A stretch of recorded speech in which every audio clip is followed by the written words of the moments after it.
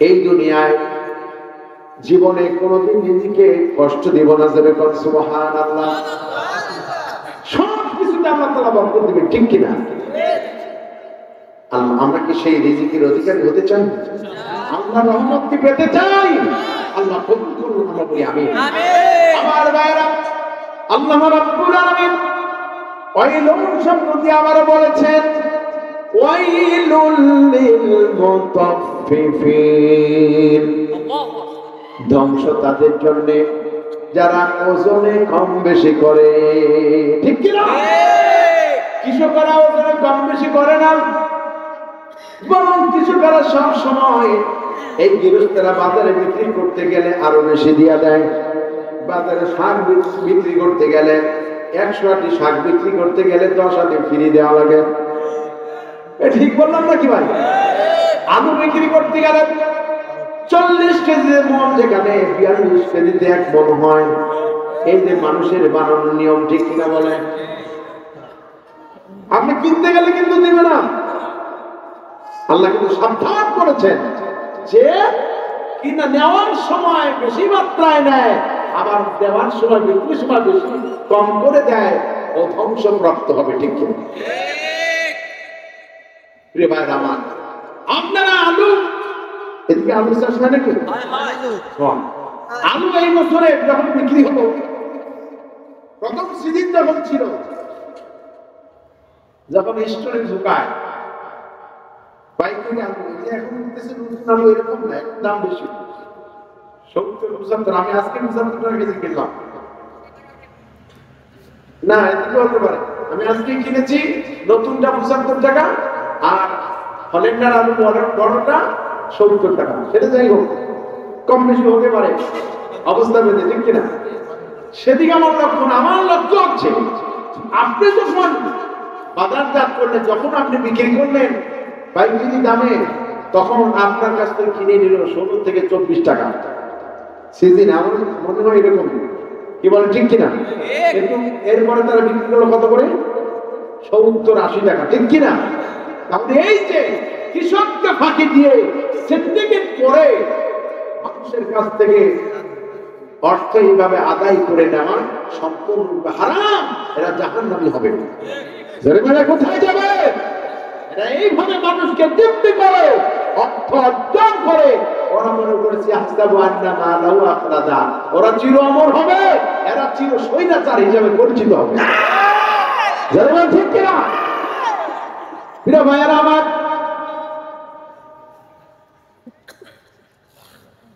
আমরা সকলেই জানি বাংলাদেশের হাইকোর্ট আর সুপ্রিম কোর্টের সামনে একটা মনোগ্রাম আছে। কে বলতে পারবে সেই মনোগ্রামটা কি? মানদণ্ড, কি বলে? দাড়িপাল্লা আছে না? সেখানে দাড়িপাল্লা আছে। তার মানে কি? রোহায়ের ওপর সমান সমান বিক্রি করতে আসে না? এখন এই পাশে যদি 1 কেজি, এই পাশেও 1 কেজি থাকতে হয়। অর্থাৎ হাইকোর্টের সামনে তার লোহা বিক্রি করবে না। হাইকোর্টে কে যাবে? জজ কোর্ট, জেলা কোর্ট, থানা কোর্ট, জেলা কোর্ট, সব কিছু পেরিয়ে ন্যায় বিচারের জন্য বড় জায়গায় হাইকোর্টে। কথা বলে ঠিক কিনা? ওই জায়গায় যাওয়ার পরেও পক্ষপাতিত্ব করে মনোগ্রামে মিজান থাকলে কি হবে? মানে ওজনে কম বেশি করা যাবে না, মানে বিচারে কম বেশি করা যাবে না। এই সব কিছু থাকার পরেও উপরে ফিটপাট, ভিতরে সদরঘাট। এই 17 বছর এরকম ছিল, ঠিক কিনা? উপরে গণতন্ত্র, ভিতরে স্বৈরতন্ত্র, ঠিক কিনা? এইভাবে নিরীহ নিরপরাধ অসহায় মানুষকে জিম্মি করে যারা যুগের পর যুগ আবদ্ধ করে রাখলো, সাধারণ মানুষকে ডান্ডা বেড়ে পড়ালো, নিরীহ মানুষকে, নিরপরাধী ব্যক্তিকে ফাঁসি দণ্ডে দণ্ড দিল, আল্লাহর কাছে তার জন্য জাহান্নাম আছে না নাই? আল্লাহ রাব্বুল আলামিন তাই স্মরণ করিয়ে দিলেন ওয়াইলুল লিল মুতাফফিফিন, ঠিক কিনা? আল্লাহ আমাদেরকে সাবধান হওয়ার তৌফিক দেন। এবারে আসুন আয়াতে কারিমার শুরুটা বলেছি, এবার তারপরের অংশ দেখেন। ওয়াইলুল লিকুল্লি হুমাযাতিল লুমাযা, লিকুল্লি এমন প্রত্যেকে ধ্বংস, হুমাযাতিল লুমাযা যে প্রকাশ্যে এবং গোপনে মানুষের নিন্দা করে, গীবত করে। কথা বলেন ঠিক কিনা? হুমাযাতিল লুমাযার অর্থটা কি? আমরা এই ব্যাপারে একটু বিস্তারিত আলোচনা করতে চাই, কষ্ট হবে নাকি? হুমাযাতিল লুমাযা প্রকাশ্যে এবং গোপনে নিন্দা করার অর্থটা কি? হুমা অর্থ হচ্ছে যে কথা দ্বারা মানুষকে অপমান ও তুচ্ছ করে, যে কাজ দ্বারা মানুষকে অপমান করে সেটা হচ্ছে লুমাযা। লুমাজ সেটা কি? হুমাজ অর্থ যে কথা দ্বারা মানুষকে অপমান ও তুচ্ছ করে, আর লুমাজ অর্থ যে কাজ দ্বারা মানুষকে অপমানিত করে, তুচ্ছ করে দেয়। হাম্মাজিন মাশাইন বিনামিন, এর ব্যাখ্যায় এই বিষয়ে বিস্তারিত আলোচনা এসেছে এভাবে। হযরত ইবনে আব্বাস রাদিয়াল্লাহু তাআলা আনহু বলেছেন,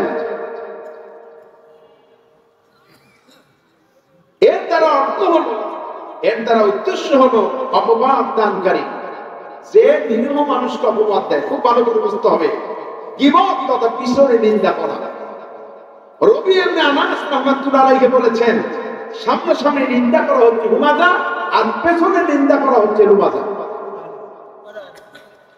কাতাদা রাহমাতুল্লাহ আলাইহি বলেছেন, হুমাযাতিল লুমাযা অর্থ হলো মুখের কথায় এবং চোখের ইশারায় মানুষের মনে কষ্ট দেওয়া। প্রিয় ভাইরা আমার, তাফসীর ইবনে কাসিরের ভিতরে এসেছে, নিরীহ নিরপরাধ মানুষকে অপবাদ দেওয়াই হলো হুমাযাতিল লুমাযা। কি বলে ঠিক না? আল্লাহ নবী বলেছেন, যে ব্যক্তি নিরীহ নিরপরাধ মানুষকে অপবাদ দিবে কোন ব্যাপারে, আল্লাহ রাব্বুল আলামিন তাকে ওই অপরাধে অপরাধী না বানানো পর্যন্ত তার মৃত্যুই দিবেন না। অথচ একটি লোককে আপনি সন্দেহ করে আপনি খুনি বানায় ফেলবেন, ধর্ষণকারী বানাবেন, জিনাকারী বানাবেন, আল্লাহ বরদাস্ত করবে না। ঠিক না? আমরা দেখেছি নিরীহ নিরপরাধ মানুষকে কিভাবে অপবাদ দেওয়া হয়। ইসলামী সাহিত্য, তাফসীরে ফি জিলালিল কোরআন, তাফসীরে মারিফুল কোরআন, রিয়াদুস সালিহিন, বাসাইকৃত হাদিস গ্রন্থগুলি যখন ইসলামী চিন্তাবিদগণ আল্লাহর আইন ও সৎ লোকের শাসন যারা চান, তারা যোগ্য নাগরিক গড়ে তোলার জন্য কোরআন হাদিসের ট্রেনিং দেওয়ান। কথা বলতে হবে আমার সাথে, কথা ঠিক কিনা? মসজিদের কোন পিকনিকের কোন সমাবেশে তারা দাঁড়িয়ে তাদের কর্মীদের খোঁজ খবর নেন, 5 ওয়াক্ত নামাজ হয়েছে কিনা, কোরআনের আয়াত প্রতিদিন তেলাওয়াত হয়েছে কিনা অর্থ সহ, হাদিস শরীফ পড়েছে কিনা, দাওয়াতি কাজ করেছে কিনা, এমন সব যোগ্য সুনাগরিক গড়ে তোলার প্রত্যয়ে যারা সমাজে কাজ করেন, তাদেরকে যেখানে পায় সেখানে গ্রেফতার, যেখানে পায় সেখানে ধরে ক্যামেরা বন্দী করে দেখানো হচ্ছে রিয়াদুস সালিহিন বই। কি হয়েছে? জঙ্গি ধরা পড়ছে, আর কিছু জঙ্গি উপদিও জঙ্গি বা জিহাদি কিছু বই পাওয়া গেছে।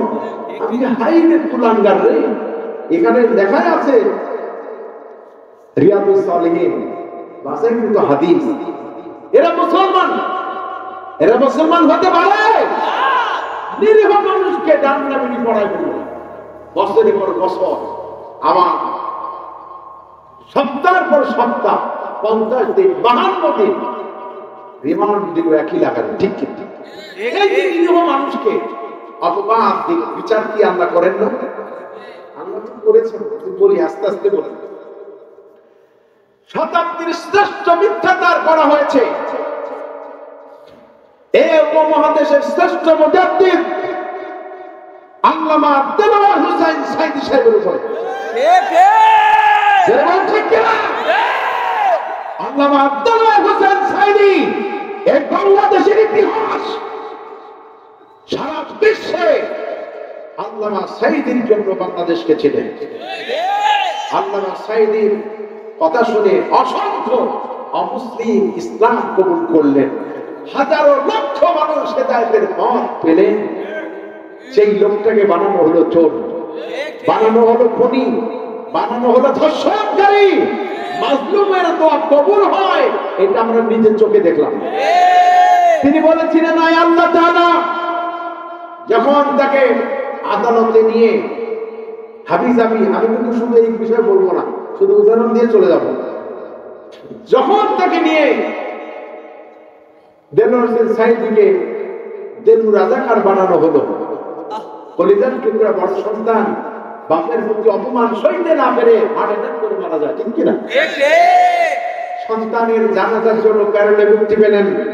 আমি নিজে ছিলাম মতিঝিল আইডিয়াল স্কুল ময়দানে, ঠিক কিনা?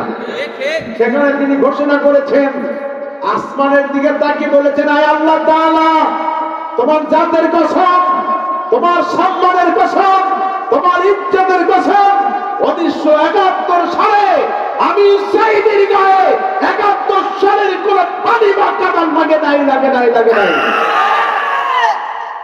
আমার শুধু কাজ ছিল কোরআনের প্রচার করা। নাস্তিকবাদীরা সহ্য করতে পারে নাই, এই জন্য তারা আমাকে বন্দী করে রেখেছে। তবে আমি শহীদ হতে চাই, আমি শহীদের তামান্না করি, কিন্তু আমার উপরে যে মিথ্যা তহমত দেওয়া হয়েছে, অপবাদ দেওয়া হয়েছে, আমাকে বানানো হলো চোর, আমাকে বানানো হলো খুনি, আমাকে বানানো হলো ধর্ষণকারী, লক্ষ জনতা নাউজুবিল্লাহ বলেছেন। সেই দিন আল্লামা সাইদি বলেছেন আমি শহীদ হতে চাই, তবে এই জাতীয় বদনাম নিয়ে মরতে চাই না। তাকে ফাঁসির রায় দেওয়া হলো।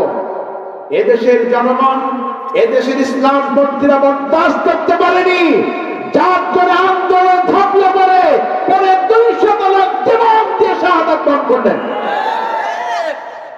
এতে তারা বুঝেছে, নাস্তিকরা বুঝেছে না এই পথে আগানো যাবে না, সেটাকে ব্যাক করে অন্যভাবে আবার অন্য কৌশল করলো, ঠিক কিনা? সর্বশেষ আমরা কৌশল দেখেছি 2023 সনে 14 আগস্ট তাকে পরিকল্পিতভাবে চিকিৎসার নামে তাদের বন্দিশালা থেকে বের করে আকাশ দেখার সুযোগ করে দিলেন এবং গোটা জাতিকে সালাম দেওয়ার সুযোগ করে দিয়েছে, ঠিক আছে? আল্লামা আব্দুল্লাহ হোসেন সাইদি হাসতে হাসতে গেলেন, আর তার সন্তানরা কেউ দেশে ছিলেন, কেউ বিদেশে ছিলেন, দেখা করতে গেলেন। বাপ যদি অসুস্থ হয় দেখা করতে দেওয়া হবে না কেন? এটা জাতির প্রশ্ন, ঠিক কিনা?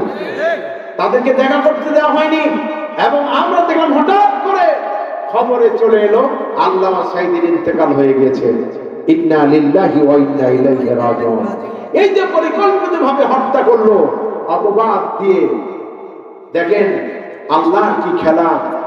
সেই ট্রাইব্যুনালে